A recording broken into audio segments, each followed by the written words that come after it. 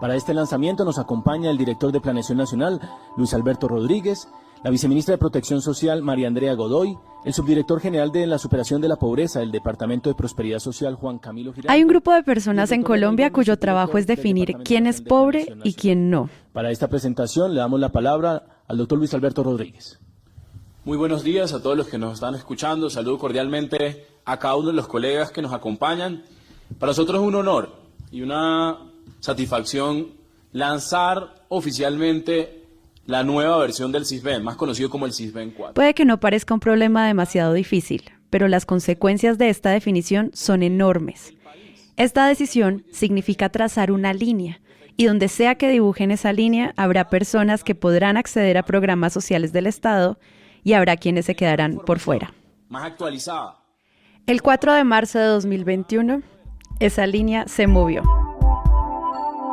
Mi nombre es Sara Trejos y esto es Experimentando con la Pobreza, un podcast de la Fundación Carisma, una organización de la sociedad civil colombiana que dedica sus esfuerzos a que las tecnologías digitales protejan y avancen los derechos humanos fundamentales y promuevan la justicia social. Este podcast cuenta con la producción de Sillón Estudios. A lo largo de 3 episodios les estaré contando sobre la investigación de la Fundación Carisma que devela los principales problemas y riesgos al cambio al Sisbén 4 y cómo esto afecta a las personas y hogares más vulnerables y marginados de Colombia. ¿Cuál ha sido uno de los principales avances de este Sisbén 4 y de los cuales los colombianos nos debemos sentir orgullosos? Los colombianos deben saber que antes del Sisbén 4 se recaudaba la información a papel y lápiz en el siglo XXI, teniendo hoy una recaudación de información, una recolección de la información a través de dispositivos móviles. Vamos a tener información en tiempo real, vamos a poder hacer cruces con otros sistemas de información con mayor facilidad, vamos a poder tener actualizaciones. Por ejemplo, un hogar que Bueno, por alguna razón... ¿qué es el Sisbén? Es el Sistema de Posibles Beneficiarios de Programas Sociales, Sisbén. Es la base de datos que usan las entidades del Estado para definir quiénes van a recibir ayudas sociales y quiénes no. Y el 4 de marzo del 2021 pasamos de Sisbén 3 a Sisbén 4, es decir, la 4ª versión del sistema. Para quienes no interactúan con el Sisbén, todo puede sonar como minucias y precisiones que le competen solo a personas muy al interior del gobierno. Pero para quienes acceden a programas que utilizan el Sisbén como criterio de acceso, el solo cambio de esta clasificación podría significar súbitamente tener o perder acceso a programas que impacten sus vidas de forma significativa. Por donde se mire, diseñar el Sisbén es una tarea poco envidiable. Colombia es un país con niveles altísimos de pobreza. Al comenzar la pandemia, Colombia tenía 17.4 millones de pobres y hoy tiene 21.2 millones. La crisis les dio más duro a las ciudades, pero parte de la economía campesina estaría irrigada por economías ilícitas. 40 millones de personas están en la base de datos del Sisbén en un país de 55 millones de habitantes. Eso es algo así como el 80% de la población. Naturalmente, teniendo tantas personas en la lista, no se puede evaluar cada caso de forma individual. Se necesitan criterios de decisión automáticos y sistematizados. Sin embargo, desde el momento que se aprobó el proyecto, algunos medios de comunicación y organizaciones civiles como Carisma cuestionaron las razones para hacer este cambio. El gobierno presentó el Sisbén 4. Se trata de una nueva forma de clasificar a los colombianos según el nivel de vulnerabilidad económica y social. Esta noche... El proceso se entenderá hasta septiembre de este año, donde ya se inicia a depurar el listado de los inscritos. El gobierno está construyendo una nueva base de datos sobre los pobres en Colombia que sustituirá los niveles del Sisbén por las categorías de pobres extremos, moderados y vulnerables. El asunto es si los incluye a todos. Juliana Ramírez. Mónica, según la experta Cecilia López, las debilidades del sistema actual son las que dejaron a muchos por fuera de los subsidios. Su ejemplo es que el IVA solo se devolvió a 1 millón de personas, cuando los pobres en Colombia son más del 40% de la población. Aunque el Sisbén 4 se viene cocinando desde el 2016, la transición se implementó durante una pandemia global de COVID-19 que además empeoró dramáticamente la situación de millones de colombianos. Para muchas personas, el cambio Sisbén 4 significó una súbita pérdida de acceso a ingresos y auxilios con los que contaban. Y lo peor de todo esto es que no saben por qué. Y esto es parte del diseño. Dicen que para prevenir supuestos abusos del sistema, el Departamento Nacional de Planeación, el DNP, decidió esconder el algoritmo que gobierna el puntaje del Sisbén. Actualmente, muchas personas no entienden su clasificación dentro del Sisbén y no tienen herramientas para entender y navegar el sistema. Pero de lo que no se habla es que hay un algoritmo que está tomando decisiones sobre la vida de las personas y este algoritmo es completamente secreto. ¿Cómo empezó todo esto? Básicamente es un sistema que se inventaron en los 90 porque había un cambio fundamental en la política pública en Colombia en ese momento, también impulsado por organizaciones internacionales. Este es Joan López, historiador y sociólogo, autor del informe de la Fundación Carisma Experimentando con la Pobreza, el Sisbén y los proyectos de analítica de datos en Colombia, que pueden encontrar en las notas del episodio, y que fue publicado a mediados de 2020. Joan se refiere a un cambio en la política pública diseñada para la atención y superación de la pobreza, la cual fue apoyada por organizaciones internacionales como la CEPAL, el Banco Mundial y el Fondo Monetario Internacional. Entonces, para mejorar la atención y superación de la pobreza, el Estado necesitaba datos. Y hay algo importante, las estadísticas en Colombia tienen un problema, y es que hay que tener en cuenta el alto grado de informalidad de la economía de nuestro país.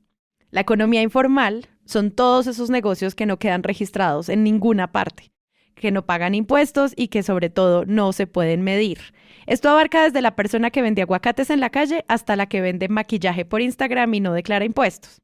Indicadores recientes del Departamento Nacional de Estadística, el DANE, ubican esta tasa de informalidad en el 48%, es decir que hay un vacío de datos que abarca casi la mitad de la economía nacional. Por eso el Gobierno Nacional diseñó el Sisbén, porque necesitaba un instrumento para identificar las familias más pobres del país y focalizar, ojo a este verbo, focalizar los diferentes programas sociales del gobierno hacia las personas que más lo requieren. Y la idea era como tenemos pocos recursos, entonces focalicémoslos a los que, entre comillas, más lo necesitan. Entonces, pues para poder hacer eso, necesitaban encontrar un sistema que fuera capaz de clasificar a las personas en términos de pobreza y poder decir, bueno, esta gente necesita más que esta y esta menos que esta. Listo. Entonces, como ya dijimos, a partir de la clasificación del Sisbén, el Estado determinaría si una persona o un hogar puede acceder a un subsidio o un beneficio. Ahora, para lograrlo, el gobierno debería registrar la información de todas las personas y hogares en Colombia, lo que demanda un esfuerzo burocrático inmenso y piensen que cualquier error podría afectar a cientos de miles de personas.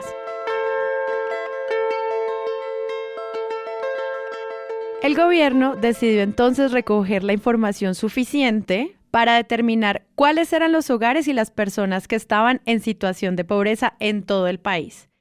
Y dentro de este grupo, ¿quiénes estaban en peores condiciones? En otras palabras, el Sisbén le dice a entidades del Estado qué tan pobre es una persona. Esa es la voz de Juan Diego Castañeda, abogado y excoordinador de investigación de la Fundación Carisma. Juan Diego explica que dentro de esta definición de la pobreza, al final se esconde un juicio moral, pues no solo se define quién es pobre, sino qué clase de pobres son merecedores de ayuda. Hay que entender primero que eso es una perspectiva particular de cómo atender a la pobreza. Y el problema que, digamos, hay que tener en mente acá es que nadie ayuda de gratis. Y esto es una actitud, lo moral, digamos, atraviesa todo el problema del Sisbén, porque tiene que ver con, si yo le estoy ayudando, usted tiene que ser una buena persona, tiene que ser una persona honesta y tiene que portarse bien. Ese es como un poco lo moral, digamos, que determina cómo se hace parte del Sisbén y por qué. Otro punto a tener en cuenta es que desde los inicios del Sisbén hay una gran preocupación por las personas que supuestamente engañan el sistema para obtener mayores beneficios, o como son mejor conocidos, los aventajados o los colados.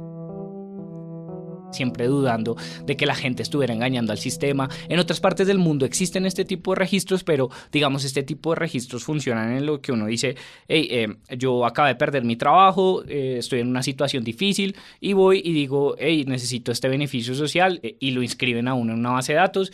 Y en esa base de datos después pueden hacer algunas verificaciones básicas y después te dicen, hey, listo, ¿fuiste o no fuiste beneficiario de este sistema? Aquí la diferencia es que el interés del Estado en esto es medir absolutamente a todo el mundo y aparte de medir a todo el mundo, pues generar como un perfil de quién es realmente pobre y quién no es realmente pobre. Y aparte como juzgando todo el tiempo que uno no esté diciendo mentiras, que no lo esté engañando. Con la información recolectada y los perfiles de quiénes son las personas y hogares en situación de pobreza, se construyó un algoritmo que arrojaría una clasificación. Algoritmos de pronto es una palabra que no está explicando nada realmente y sí, mejor no hablar de algoritmos y... Bueno, algoritmo es una palabra complicada que nos hace pensar en computadores ultra avanzados en Silicon Valley, pero a la larga un algoritmo es una regla, es una forma de tomar decisiones y crucialmente es una regla que le puedes enseñar a un computador o a una inteligencia artificial. Pero dejemos eso para más adelante. Entonces la idea básica fue hacer una serie de encuestas en las zonas donde normalmente se había ubicado la pobreza, con el sistema antiguo, que era el sistema de estratificación social. Entonces comenzaron a hacer encuestas, yendo casa por casa a hacer encuestas, se diseñó una encuesta, se recogió una serie de información y también se creó un algoritmo, básicamente una serie de reglas que determinaban cuál era ese perfil ideal de una persona en condición de pobreza. Entonces podemos decir como quiénes están más cerca de ese perfil y quiénes están más lejos de ese perfil.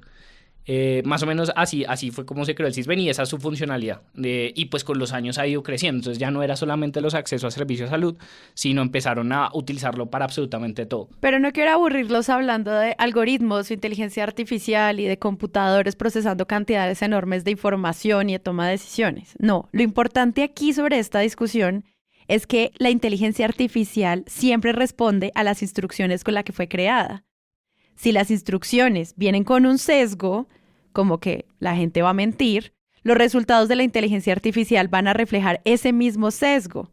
En este caso, este sesgo puede significar nuevas formas de discriminación. Y uno de los problemas en inteligencia artificial tenía que ver, por ejemplo, con transparencia de los algoritmos, cómo es que funcionan, digamos, estos sistemas.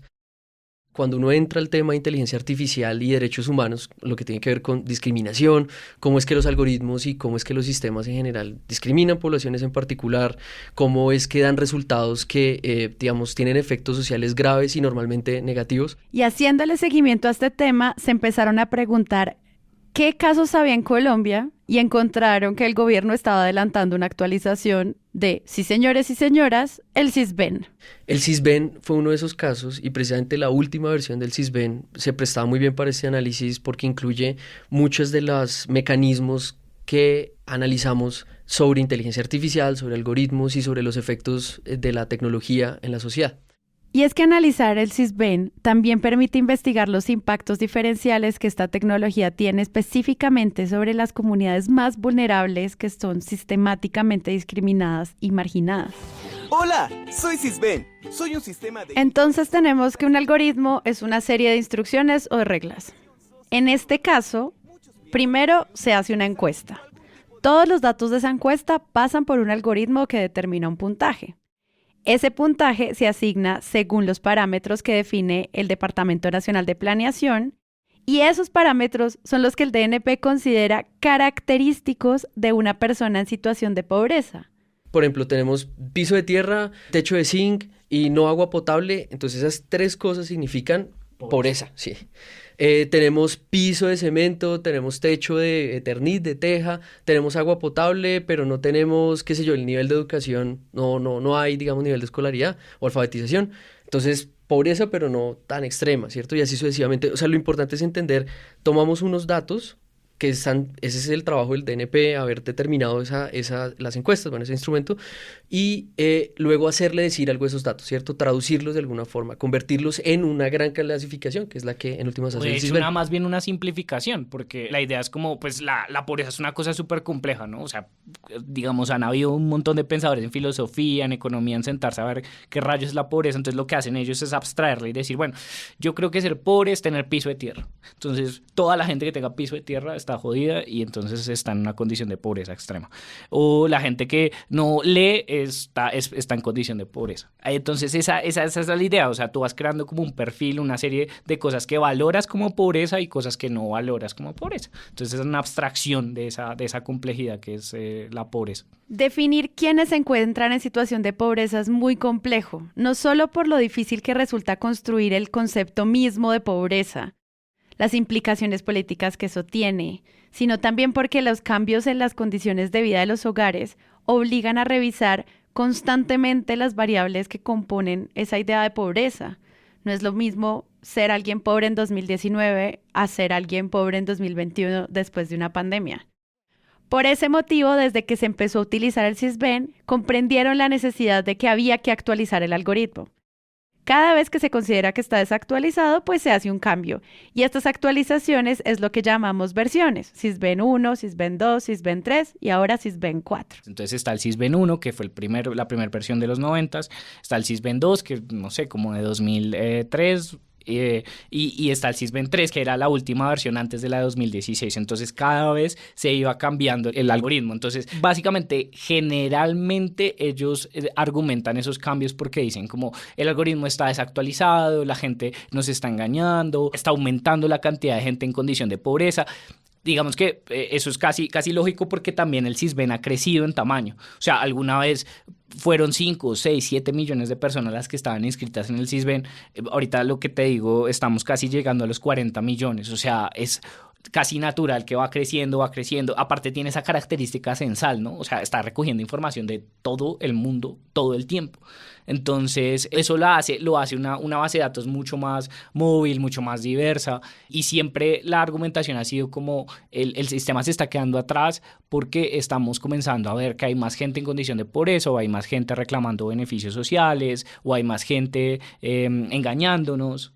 A lo que se refiere Joan es que hacia 2016 el DNP consideró que cada vez había menos personas en condición de pobreza, pero las personas registradas en el Sisbén con puntaje de menos de 50, es decir, que requerían subsidios y beneficios del Estado, continuaba creciendo.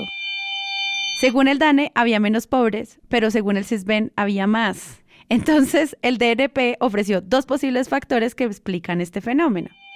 El Sisbén le daba demasiado peso a las condiciones de vida y no a los posibles ingresos de las personas. Las personas están manipulando los datos para colarse en los beneficios sociales. Para resolver el primer factor, el DNP tomó varias decisiones.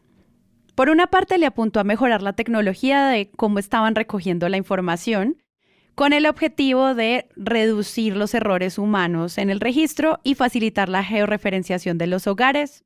Ok, pero más importante, y acá está el centro de todo este episodio, optó por cambiar el algoritmo para darle mayor importancia a los posibles ingresos que podían estar generando los hogares y las personas, y mucho menos a las paredes y a los techos en donde vivían. Lo que quiero decir es que además de incorporar nuevas preguntas sobre ingresos a la encuesta y a los parámetros del algoritmo, construyeron algo que ellos llaman, abro comillas, perfiles de presunción de ingresos, cierro comillas.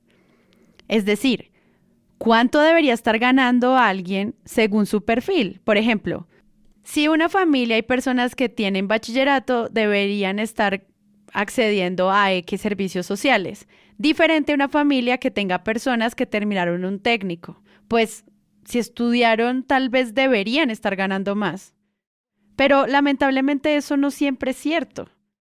Estos perfiles de presunción de ingresos, es decir, los perfiles que dicen cuánto deberías estar ganando, los hicieron a través del análisis estadístico de la información reportada por la gran encuesta integrada de hogares realizada por el DANE para compararlo con la información que les dan las familias.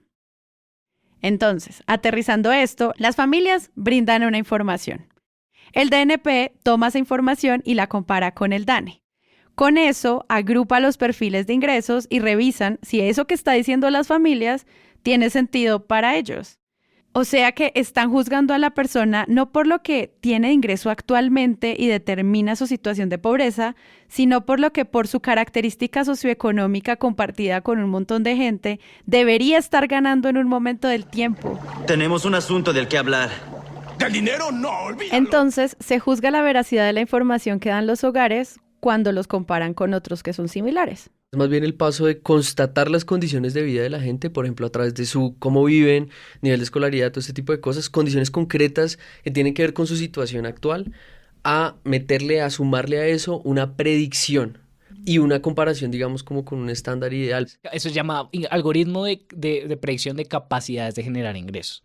Entonces significa, sí, básicamente eso. O sea, tú, por ejemplo, no, tú tienes un posgrado, como así tú estés en la mala, estés viviendo en una condición terrible, no importa porque tú tienes un posgrado, o sea, tú podrías estar haciendo mucha plata en un trabajo ideal. Y esa es la idea, un poco como vamos a ver en esta familia qué tipo de educación, qué tipo de acceso a salud, cómo están los niños, si los niños están bien, si los niños están yendo al colegio. Cuando tú lees el COMPES, que fue el que creó el CISBEN 4, entonces ponen ese tipo de ejemplos que uno se queda como... Entonces hay dos familias que, digamos, pueden tener las mismas condiciones, ¿no? Ambas tienen el piso de tierra, tienen las paredes así, el techo asá, pero entonces ellos decían, no, pero ¿cómo los estamos clasificando igual si viven en estas condiciones? Si, por ejemplo, este otro tiene un técnico, ese podría estar haciendo más plata. Entonces no los podemos clasificar igual, tenemos que generar una forma de que la persona que no tiene esa educación tenga un puntaje menor o una clasificación menor.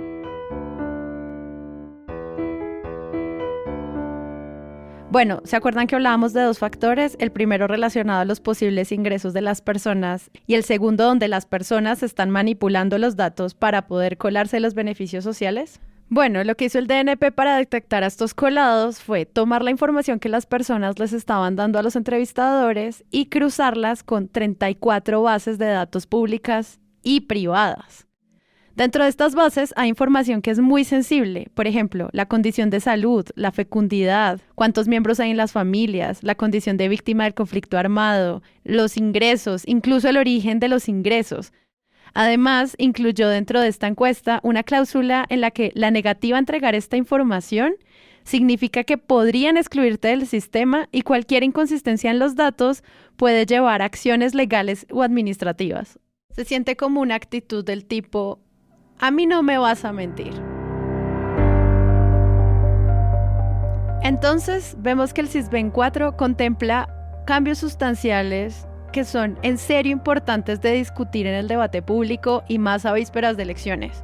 Si bien en muchos sentidos la recolección de la información es la misma, porque son los municipios los que siguen siendo los responsables de recibir toda la información por medio de las personas que hacen las entrevistas, este cambio de metodología para definir la clasificación de personas en grupos puede influir en la relación entre el gobierno y las personas que buscan ayudas o beneficios.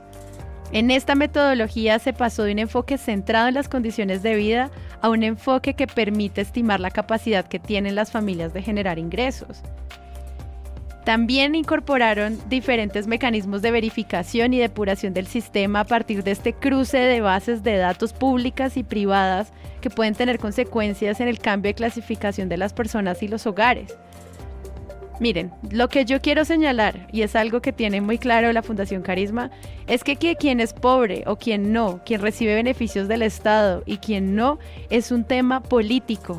Y muchas veces los gobiernos intentan escudarse en la complejidad técnica y en algoritmos para decir, es que esto es así, no lo inventamos nosotros, y no es así.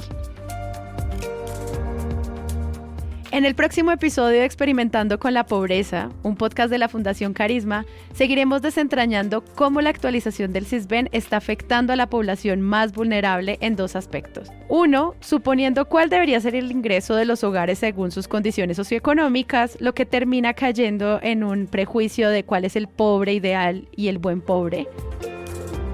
Y segundo, cómo el sistema parte del supuesto que las personas entrevistadas se quieren colar en el sistema y cómo para evitarlo el DNP ha hecho convenios con entidades públicas y privadas para poder usar los datos de las familias en sus chequeos.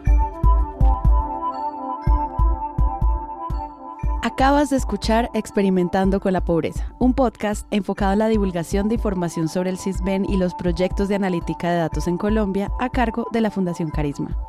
La conducción es de Sara Trejos.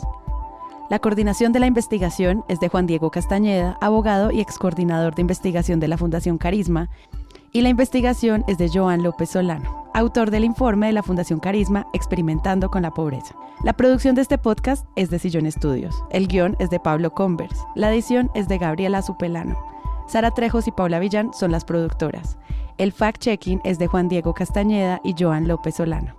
El diseño gráfico es de Daniela Moreno de la Fundación Carisma. Y la música es de Gabriela Supelano.